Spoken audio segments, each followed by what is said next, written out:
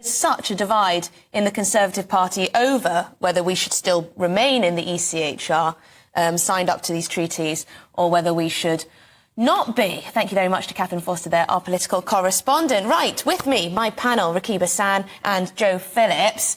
Your response to what Catherine really was saying there, huge pressure, not just on the UK when it comes to migration, Absolutely. but the entirety of Europe and, of course, the United States as well. Do you believe that the treaties we are signed up to are still fit for purpose? Well, I think we do need a new international settlement. So, in terms of the European Convention on Human Rights, that was 1950, European Convention 1951.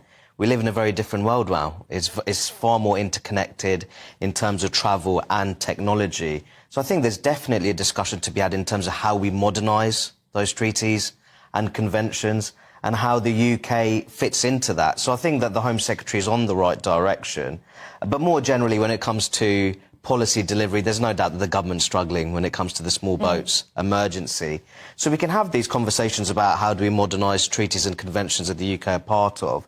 But ultimately, voters want to see delivery sooner rather than later, I think, especially when it comes to the small boats emergency on the English South Coast. Yeah, I mean, I would tend to agree, because you can't have a situation where Europe... I mean, take a look at Lampedusa, for example. Absolutely. You've had the population doubled in a few weeks because of the movement of people.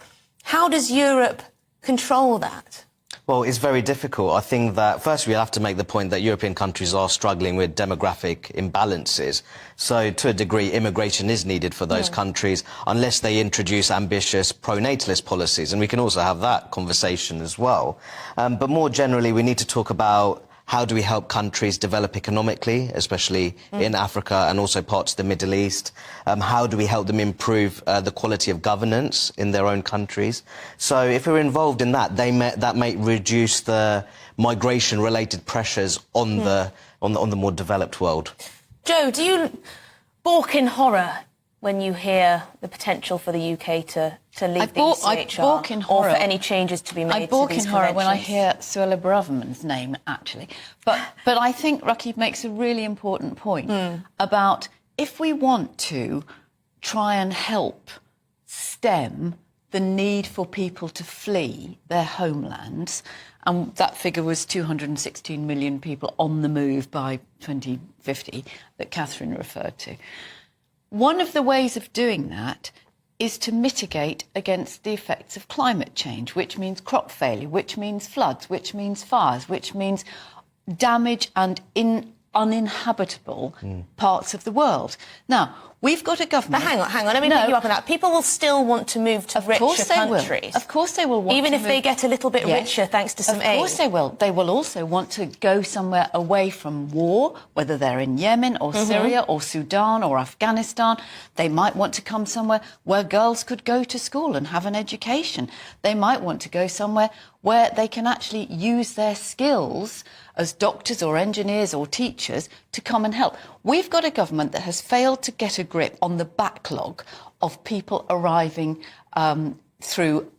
But what about border control, Joe? Because you have thousands of people crossing the Channel. You have thousands, if not hundreds of thousands, coming into the European continent. That is totally unsustainable on so many levels. So we could talk about the backlog, but that isn't the solution to border control, is it? Well, the backlog is huge, and it has continued to grow for years and years and years, and the government has not funded the staff, it has not dealt with it, and 84% of the people who are waiting for over 2 years are then allowed to stay in this country. Yeah, but I think that might be because we have a softer system than other European countries. We do. Because they have far lower acceptance rates, don't they? No, they do, and I think that there's definitely a debate to be had in terms of legislation associated with modern slavery. How has that fed into those higher acceptance rates in the UK compared to counterparts such as France, especially when it comes to applications submitted by asylum applications submitted by Albanian nationals. Now, of course, border control has to be part of the discussion, absolutely.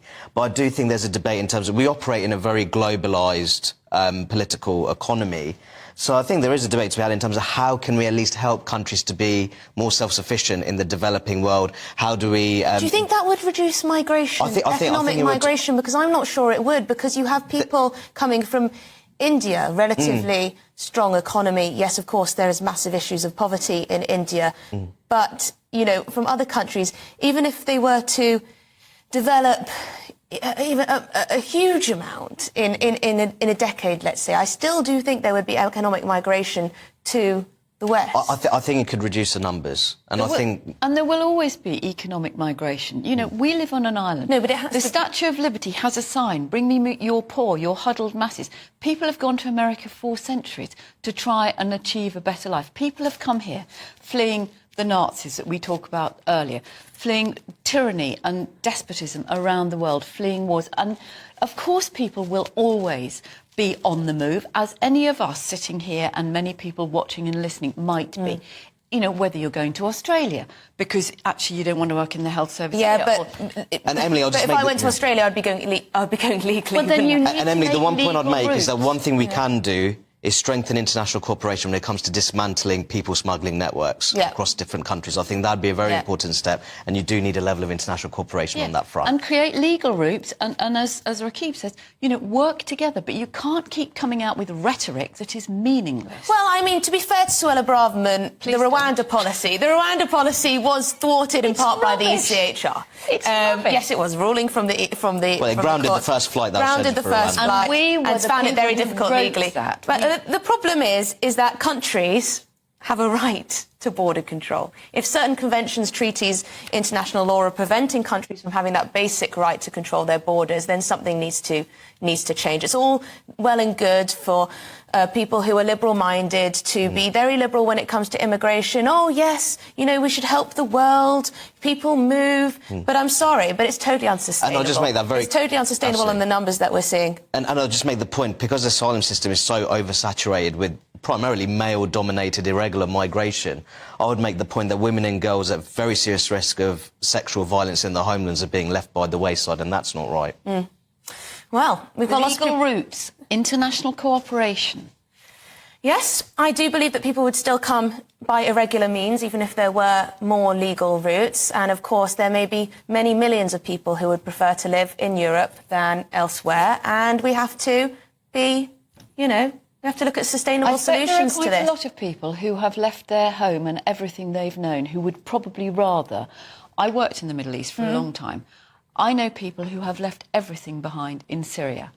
Everything. Yeah. You know, their future, their hopes, their dreams, their houses, their savings, their treasures. This is why we have to combat illegal migration, so that people with genuine claims of asylum can get priority. At the moment, it's a first-come, first-served situation. Now, lots of you have been